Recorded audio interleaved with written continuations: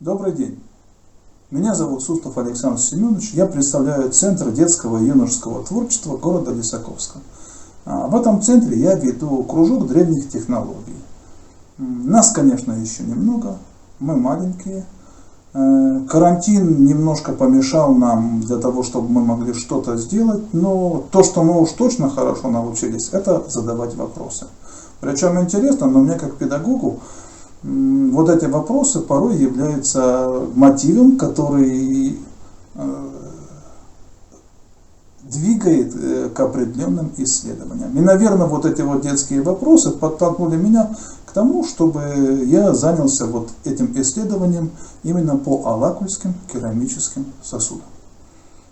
Справедливости ради хочу сказать, что вот этот детский кружок у нас он уже не первый, потому что в начале 2000-х годов в городе начала работать краеведческая программа Кипчак, основой которой стали детские краеведческие исследовательские походы. И вот сейчас, по прошествии почти 20 лет, когда я встречаю тех ребят, кто ходил в эти походы, я понимаю, что все это было не зря, что эти ребята выросли и стали не просто не безразличными людьми, а то, что эти ребята стали еще своеобразными экспертами. Кто-то из них ездит на охоту, кто-то ездит отдыхать, и когда они встречают меня, они рассказывают о тех памятниках, которые они находили, и таким образом они вносят свой вклад в создание целостной картины изучения памятников в округе Лисаковска. Честно говоря, когда я начинал вот этот кружок, то, наверное, у меня было схожие желания. Я очень надеюсь, что через 5-7 лет эти ребятишки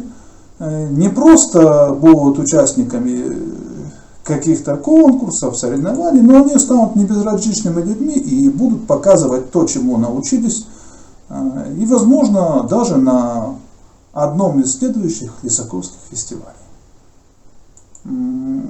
Тема, которая, в общем-то, возникла, она, как я говорю, уже не случайно, она звучит как технология изготовления алакульских сосудов эпохи бронзы, потому что тема хорошо изучена и хорошо описана Еленой Ефимовной Кузьминой, но наши научные представления иногда разрушаются и разваливаются о прозу быта. И вот, наверное, именно с этим связана вот моя попытка понять, а как же делался алакульский керамический сосуд. Дело в том, что когда мы говорим о такой технологии, то мы предполагаем, что это достаточно сложные, почти божественные, там, мифические какие-то знания, которые были утрачены на протяжении множества лет. Но для меня это стал вопрос, все-таки ремесло или технология. Потому что дети у меня спрашивают, чем ремесло отличается от технологии, и я пытаюсь это сформулировать. Все-таки ремесло — это мастерство, наверное, одного человека, который хорошо усвоил порядок каких-то операций, а технология не зависит от человека. Технология — это порядок и правила использования материалов и инструментов, гарантирующих получение заранее задаванного результата.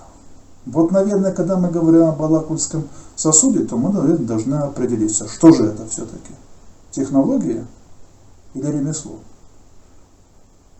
Мне в этом, наверное, помогает, но все-таки жизненный опыт, потому что я больше 10 лет проработал в Лисаковском музее, и так случилось, что почти вся коллекция андроновских керамических сосудов, она описана мной.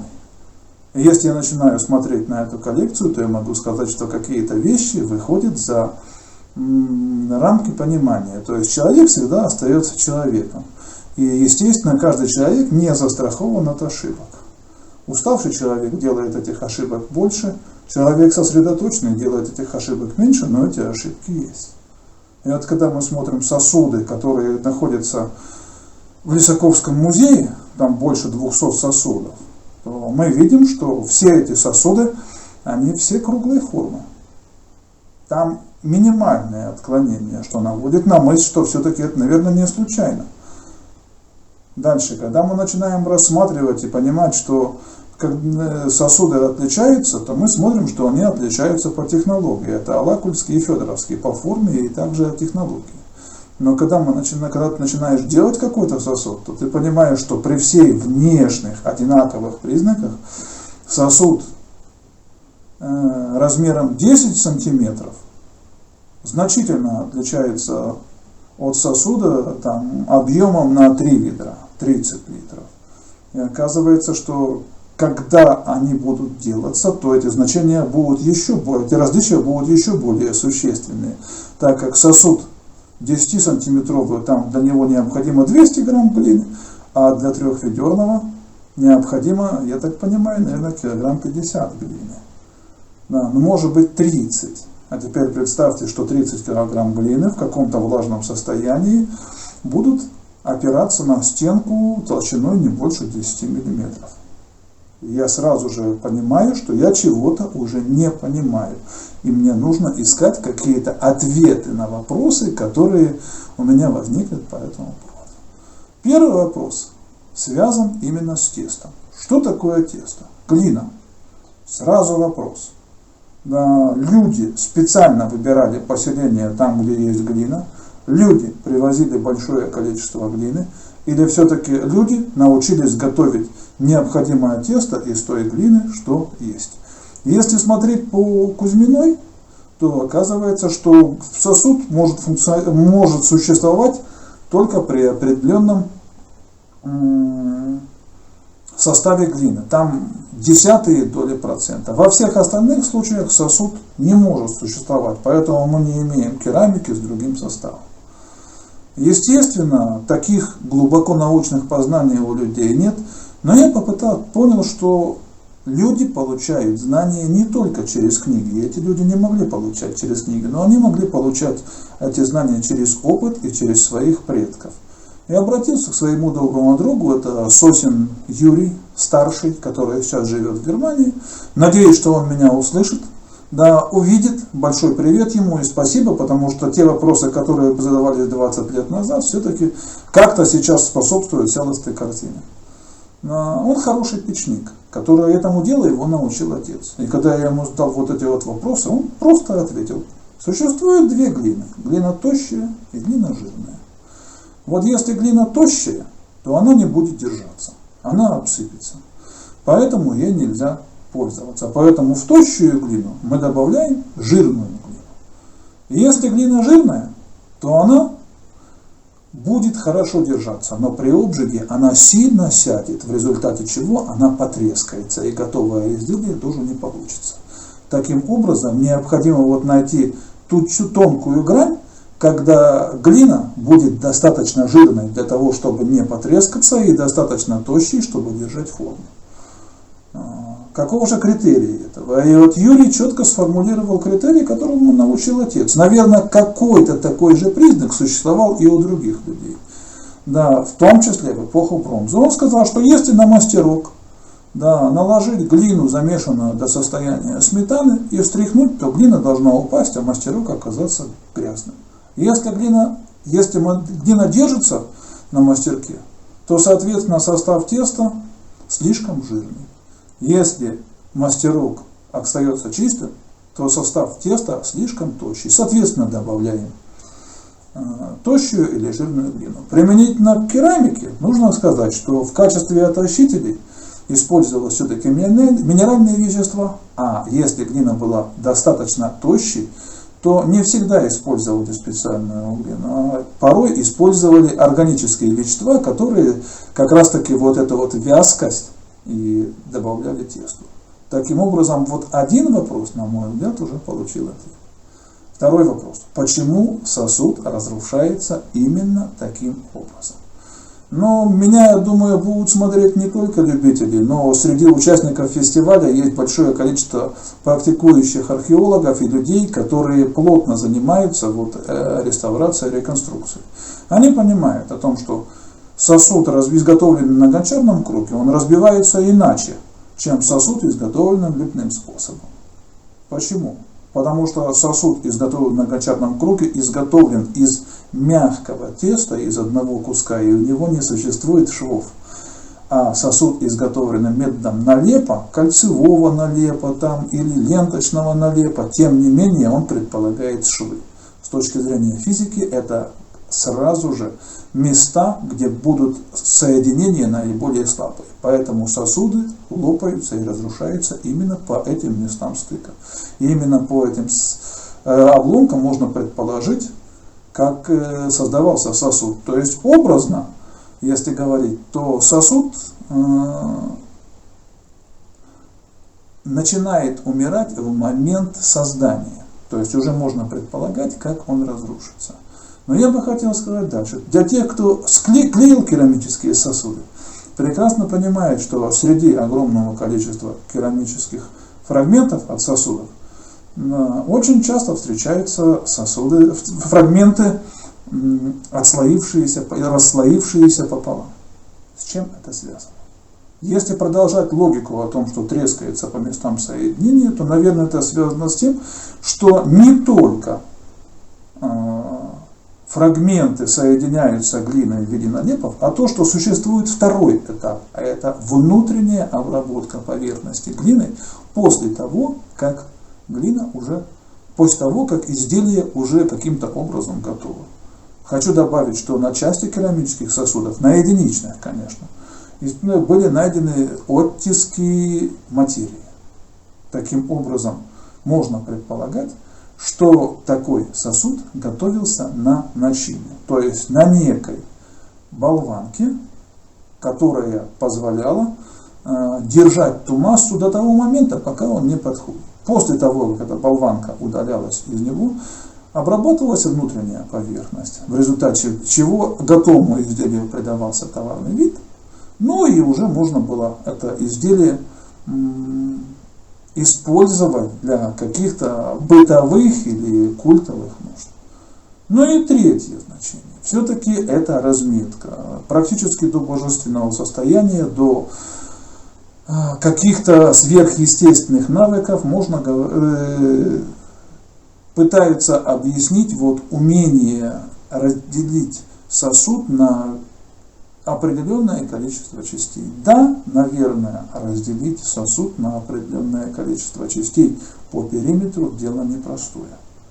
Если ты берешь и имеешь один сосуд.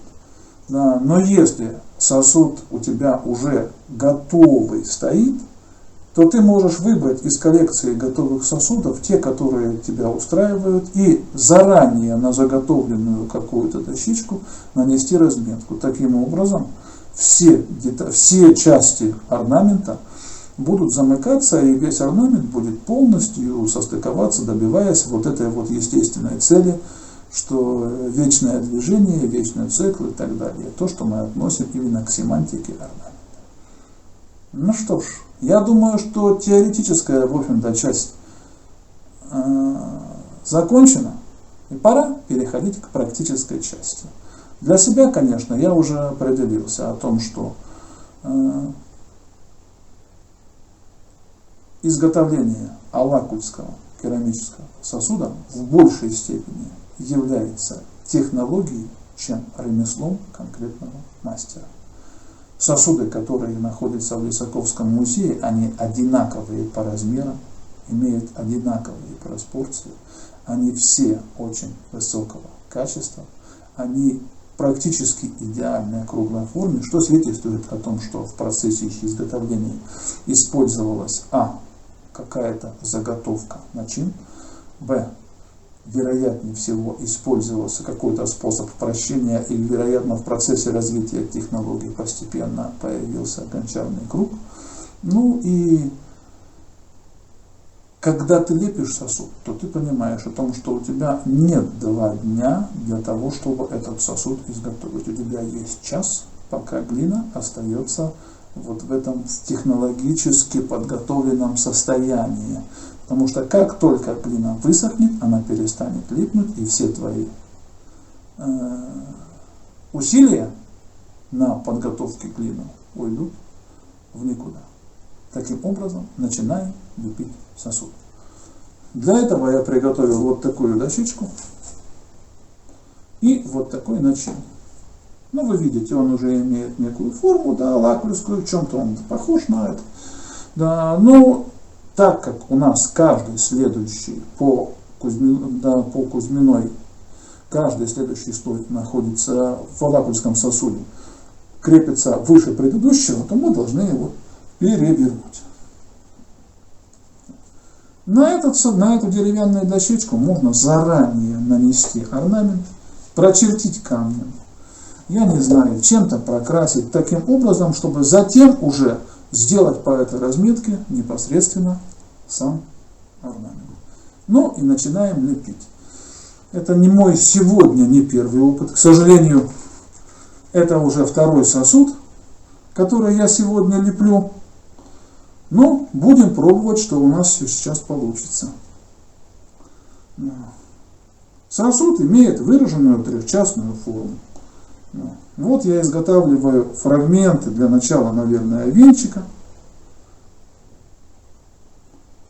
И пытаюсь их лепить.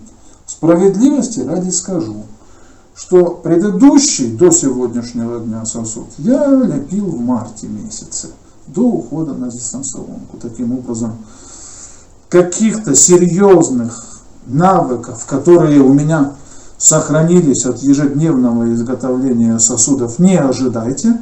Но с другой стороны, лишь понимание технологии позволяет, я надеюсь, позволит мне достичь гарантированного результата. То есть то, о чем я и говорил. То, что изготовление лакульского сосуда в большей мере является результатом технологии, чем мастерства и умения конкретного мастера.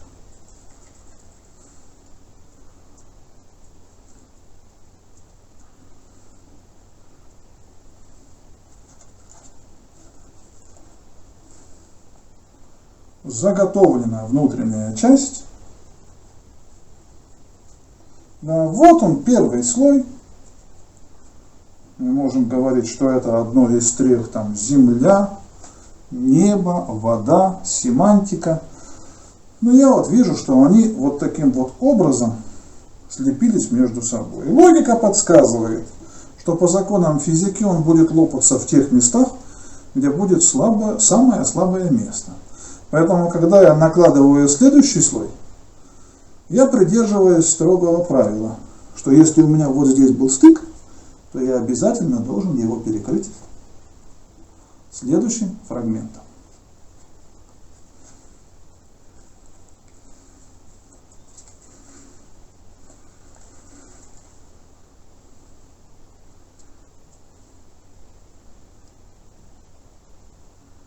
Следующий лоскут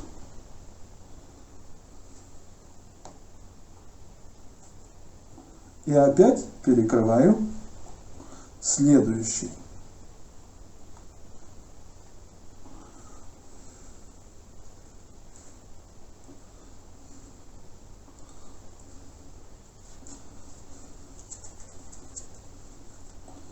А вот здесь у меня есть сложность, потому что вот мой стык находится вот здесь, и поэтому я буду выносить его таким образом, чтобы все-таки перекрыть. Опыт одного из предыдущих сосудов показал, что хранить на болванке с тканью долго сосуд нельзя.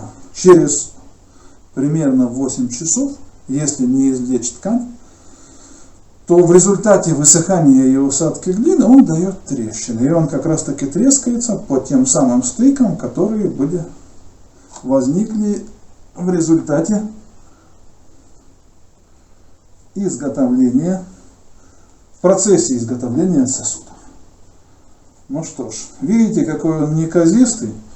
О каком-то мастерстве сейчас моем говорить не приходится. Но двигаемся дальше.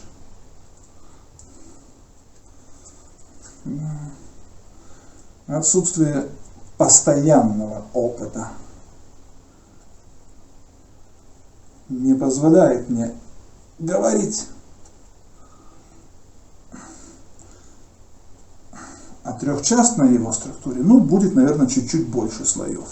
Тем не менее, это никак не скажется на технологии. Более того, прекрасно осознаю, что в Лисаковском музее стоят замечательные, красивейшие сосуды, как в любом другом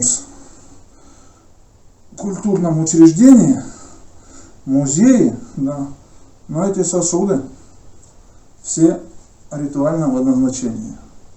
Целых сосудов с поселения единицы. И, естественно, мы не можем даже говорить, как делались они. И, соответственно, сейчас мы можем говорить только о изготовлении ритуальных сосудов. Движемся дальше. Ну что ж, аккуратности не видно. Наверное, на данном этапе хотелось бы, чтобы это все было поаккуратнее. Но вот меня почему-то беспокоит мысль о том, что я вот использую мягкое такое наполнение, мягкий начин. Причем ткань, мы с детишками делали ленту на неолитическом ткацком станке, и в принципе вот ее сюда можно было бы намотать. До этого мы просто пока еще не дошли. Но сделать 2 метра ткани дело достаточно трудоемкое, чтобы намотать. И я представляю, а сколько же нужно намотать ткани, если делать сосуд емкостью 2 ведра. Ну, наверное, тоже вот этот вот пример с тканью на ровной болванке, заготовка, он все-таки, наверное, условен. Вероятнее всего, что в качестве болванки использовался другой сосуд. То есть мы забываем о том, что если любой сосуд разделить на 3 части, да, и сверху их обмотать, то он станет жестким. Но стоит убрать с него верхнюю матерчатую оплетку, да, и внутренние 3 части легко удалятся. Думаю, что, наверное, вот эту закономерность не могли, или особенность не могли пропустить люди, которые из года в год летом занимались изготовлением сосудов. Я вот тут проговорился про лето, ну, естественно, зимой никто не мог делать керамику. Более того, даже современные керамисты, те, кто занимается керамикой, они работают в основном летом, потому что есть простая особенность. Оказывается, сделать сосуд — это только часть работы.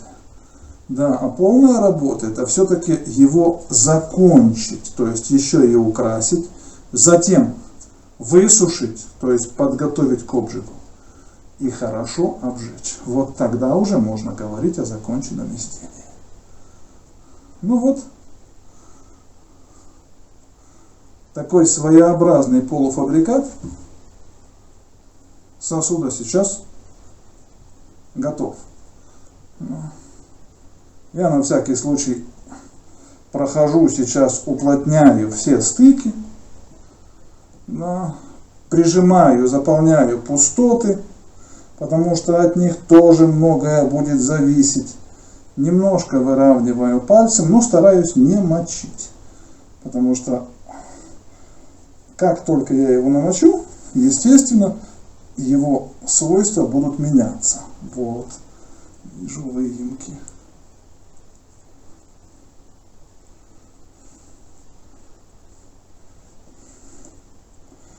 А вот теперь используем следующий прием. Следующий прием — это, так, немножко венчик приведем в норму. Обжали. Я использую вот такой инструмент. Фрагмент рога. Не помню, где это я подсмотрел, да, в какой книге я это видел. Вот.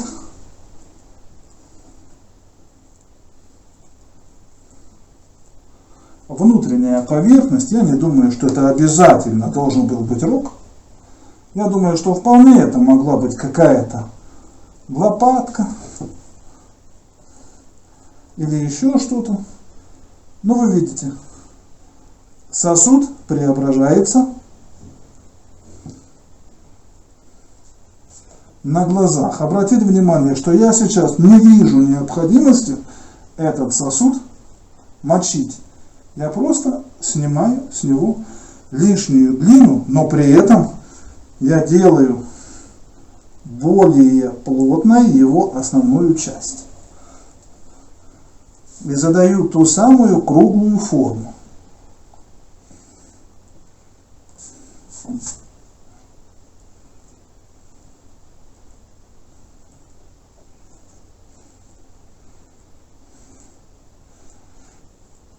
Наверное, у каждого мастера был какой-то вот своеобразный инструмент, который он любил, который подходил к нему по размеру, который хорошо ложился к нему в руку. Ну и, наверное, все-таки этот инструмент зависел не только от мастера, но, наверное, какие-то были еще и единые требования. Вот как внутренняя поверхность округлая позволяет мне этот сосуд в очень быстрое время, видите, да?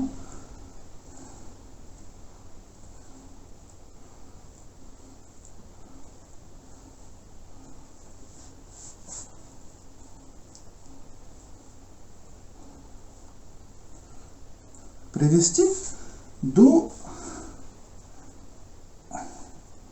эстетически узнаваемого вида.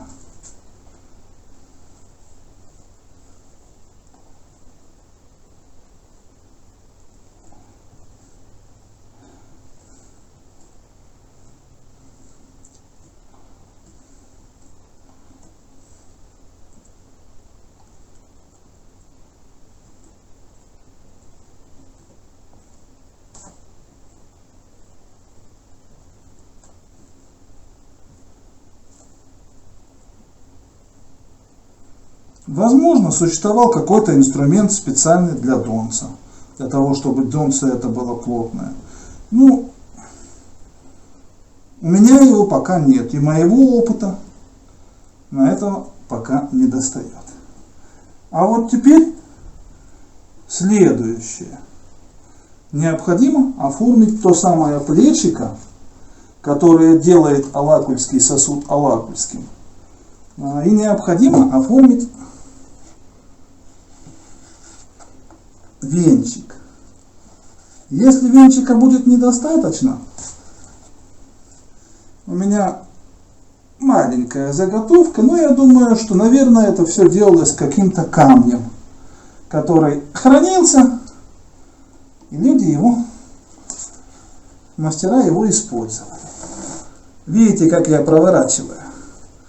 Вот почему меня наводит на мысль все-таки о том, что основы гончарного круга закладывались вот здесь. Потому что человеку неудобно ходить вокруг заготовки. Все-таки гораздо проще брать заготовку и вращать ее. И вот эта вот дощечка, которая есть внутри, она как раз таки это все позволяет делать.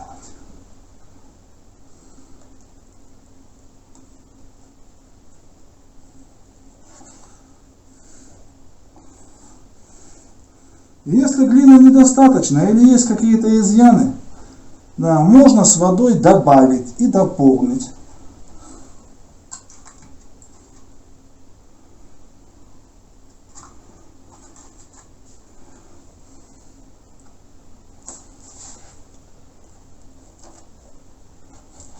Но главное, когда мы придерживаемся одного расстояния, то у нас получается тот самый ровный венчик. Сегодня он уже, конечно, не будет у нас готовым, потому что нам необходимо будет, чтобы прошло несколько часов и он высох.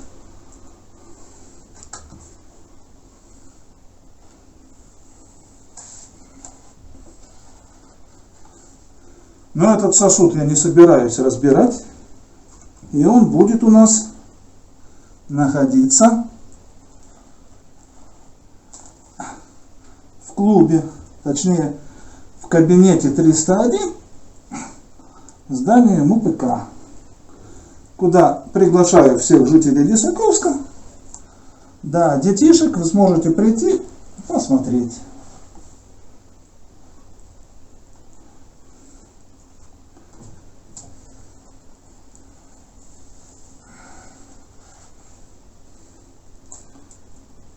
Так, 25 минут у меня ушло на изготовление.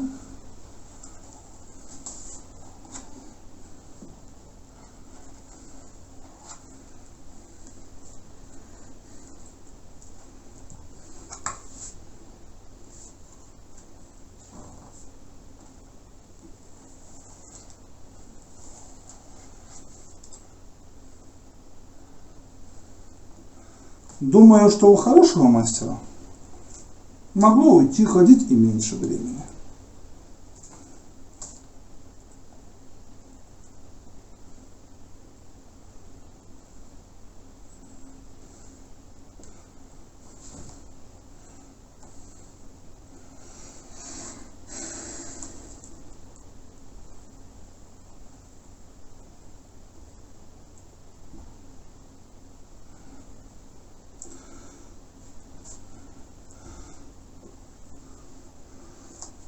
Ну что ж, внутренняя часть, конечно, она еще потребует серьезной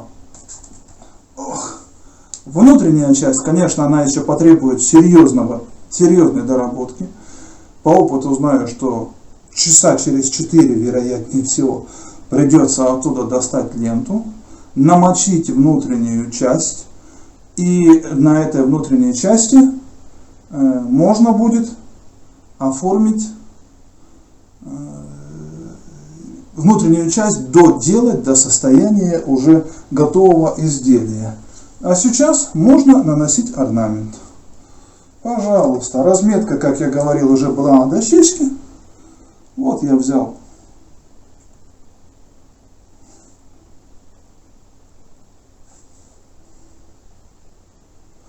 по дощечке, начал соединять.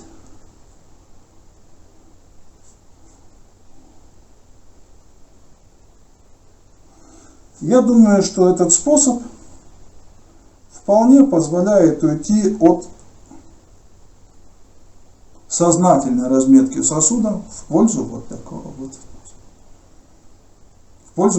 вот способа. Ну что ж, надеюсь, что вам это было интересно. Надеюсь, что вы приняли мою позицию о том, что изготовление алакульского керамического сосуда